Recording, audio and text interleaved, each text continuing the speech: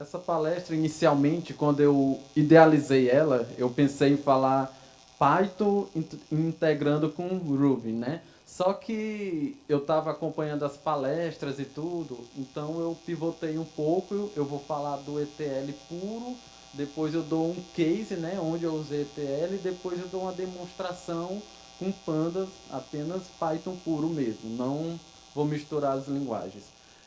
E eu começo com essa frase, né? Se queres prever o futuro, estuda o passado. Confúcio, mas isso fala muito o que a gente está começando a viver, né? Eu vou explicando. Você vai fazer sentido cada vez mais. Meu nome é Linaldo Monteiro, eu trabalho no JUS Navigante, né? jus.com.br. Eu tenho 8 anos trabalhando com desenvolvimento de software profissionalmente, né? Mas eu tenho 3 anos que eu trabalhava de forma informal, por minha conta mesmo, e eu não incluo. Eu trabalho com Python, com Go, Ruby, já trabalhei com PHP, Java e JavaScript eu uso direto, né? No passado eu já usei Delphi, já usei COBOL e coisas menores. Já trabalhei com C, mas perdi a experiência. Então não coloco mais. Meu username, né, é Linaldo Software. Aqui você consegue me encontrar no Twitter, Facebook, GitHub, LinkedIn, Instagram. Acho que todas as redes sociais eu tentei padronizar esse username. Aqui é o meu e-mail de contato, né? Se você quiser me enviar uma mensagem, com certeza eu vou responder, tirar alguma dúvida, entendeu? É, vou falar um pouco do JUS, né? A empresa pagou tudo para eu estar aqui, é justo falar. O JUS ele surgiu há 20 anos com a proposta de tornar mais acessível o direito. O JUS tornou-se referência pioneira na internet para profissionais, estudantes, todos interessados por assuntos jurídicos. O JUS Navigante ele já tem 20 anos, né, de mercado. A gente é um site relativamente grande, a gente tem 20 milhões de acessos, né, por mês. E ele foi idealizado inicialmente como um fórum. Qual era a proposta inicial do fundador? Existem pessoas leigas que às vezes não têm recurso financeiro, né? É até um site inclusivo, né? A pessoa acabou de se divorciar e não sabe o que vai fazer, o processo que deve tomar. Às vezes o carro foi roubado e não sabe qual é os seus direitos jurídicos que você tem com relação à seguradora.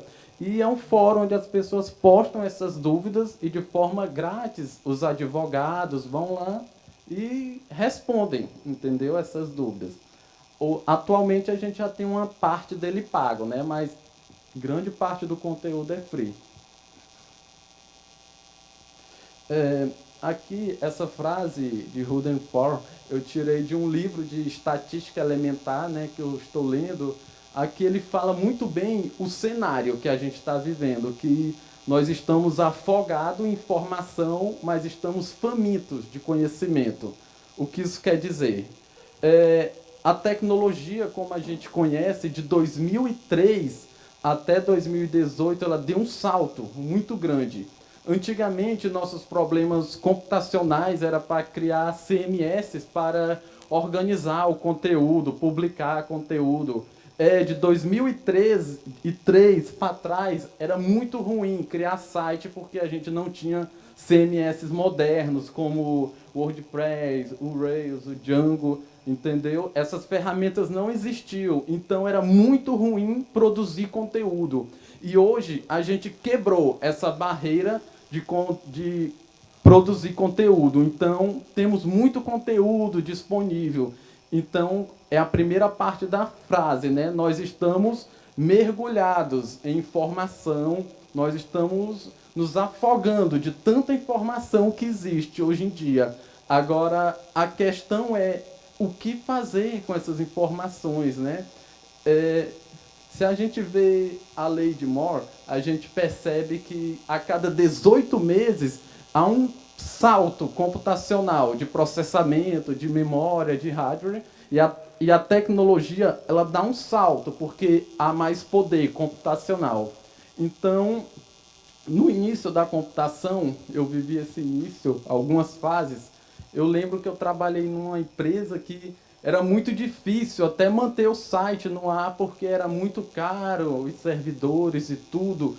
E assim a gente não conseguia disponibilizar conteúdo de qualidade, era muito complicado. E a internet foi dando saltos, foi ficando cada vez mais barato memória, foi ficando cada vez mais barato o hardware, e clouds foi cada vez revolucionando, cada vez mais. Eu lembro que quando eu assisti algumas palestras dos caras da Globo, que é uns 8 anos atrás, eles penavam para manter a sua estrutura no ar. Eles eram o quê? Quase sócio da Oracle, pagavam milhões e milhões.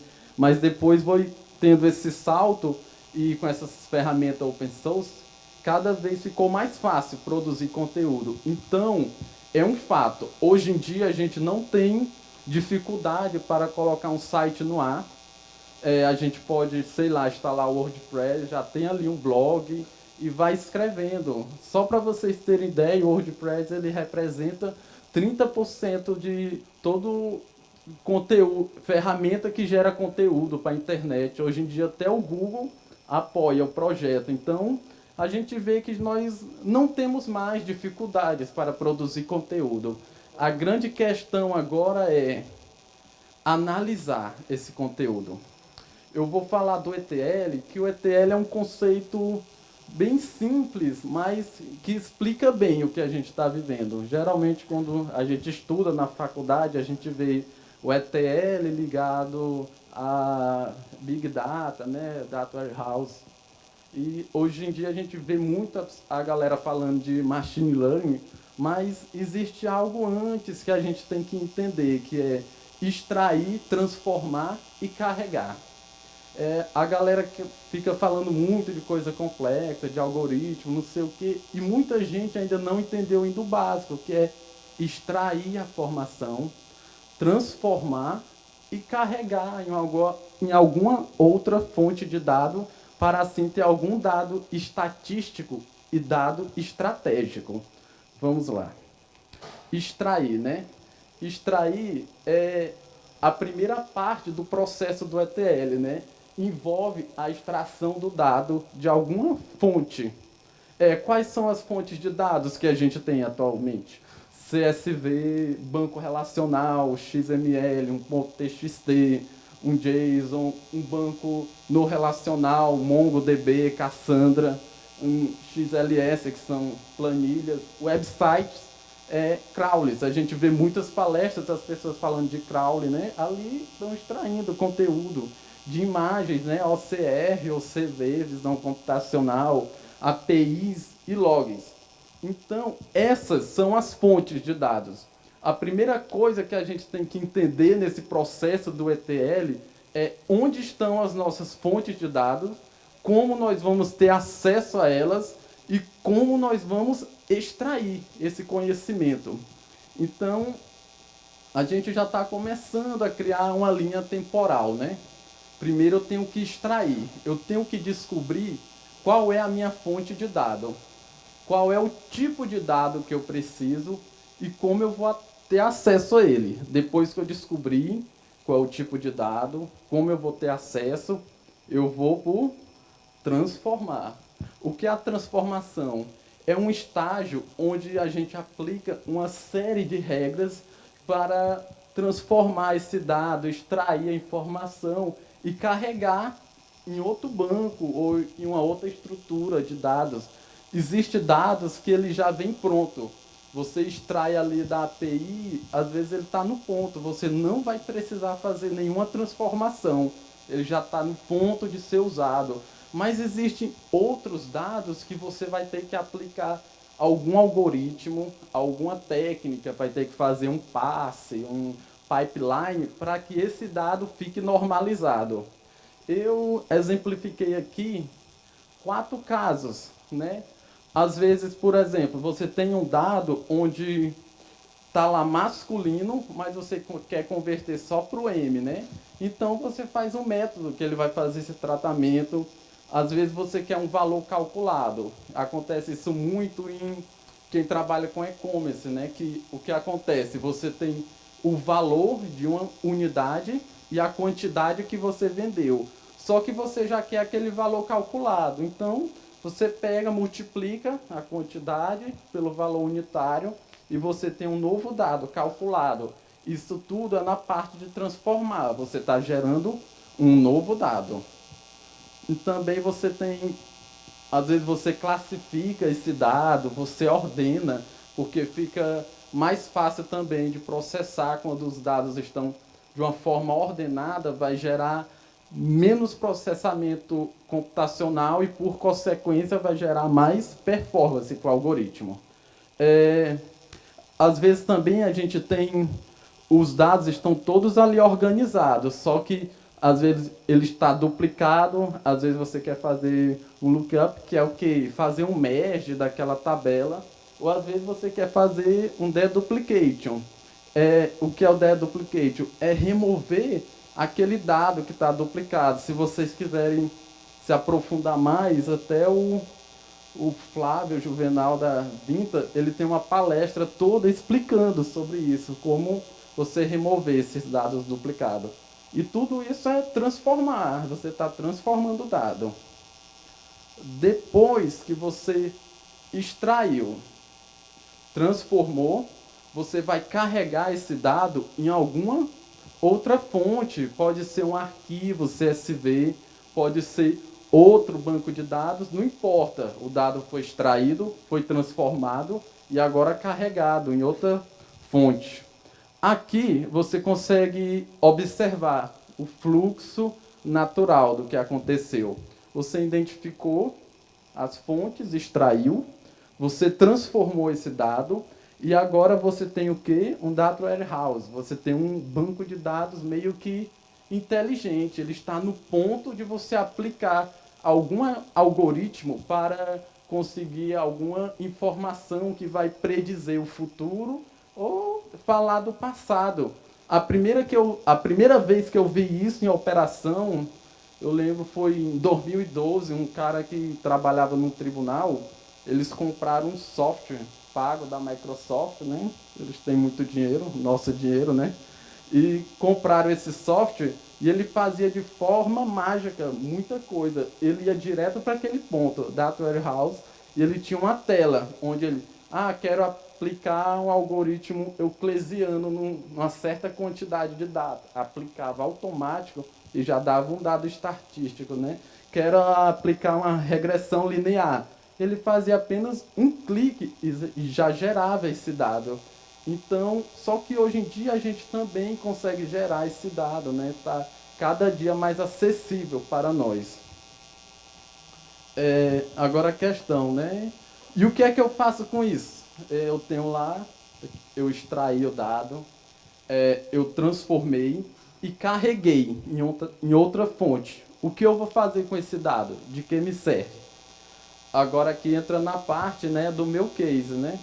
O chefe entrou lá, a gente tinha acabado de finalizar uma ferramenta onde os advogados eles fazem uma assinatura no site e todo mês é feita uma cobrança recorrente. E essa ferramenta ela disponibiliza o quê? Consultas para esse advogado. Ele paga e a gente manda algumas demandas que possivelmente ele consegue fechar algum negócio. Beleza, a gente entregou a ferramenta, tudo funcionando, né? Só que aí veio isso aqui, né? A realidade não é esse todinho que você toma todo dia. O chefe chegou lá e disse, cadê os relatórios? Cadê... Ele começou a falar umas coisas estranhas. Cadê o LTV, né? Que é uma métrica que usa para saber quanto cada cliente deixou naquele produto, ou quanto de valor ele vai gerar. E ele começou a fazer esses tipos de perguntas complexas que a gente não tinha resposta porque a gente não se preparou para criar dados estatísticos. E a gente começou a pensar, nossa, e agora? Como é que a gente vai resolver? Como é que a gente vai apresentar esses dados para o nosso chefe?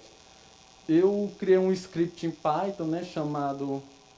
Eu botei o nome de Sherlock Holmes, porque ele teve que vasculhar todos os logs e a base de dados, e ele começou a gerar um outro banco de dados com um dado mais organizado. E aí começou a gerar estatísticas, né? A gente começou a ver quantos entrava, quanto saía, quanto tempo passou, e as coisas começaram a andar, começaram a andar. E a gente viu o resultado disso. Depois que a gente começou a colocar esses gráficos e tudo, a gente observou que houve um crescimento de 30%, porque a gente começou a analisar onde eram os nossos pontos fracos, quanto tempo a pessoa saía antes de desistir, qual eram as frustrações, porque quantas demandas, quem recebia menos demandas saía tipo em apenas 60 dias, quem recebia mais demandas ficava 90 dias, quem recebia demandas mais relevantes, 6 meses, e assim foi ajustando até a gente entender.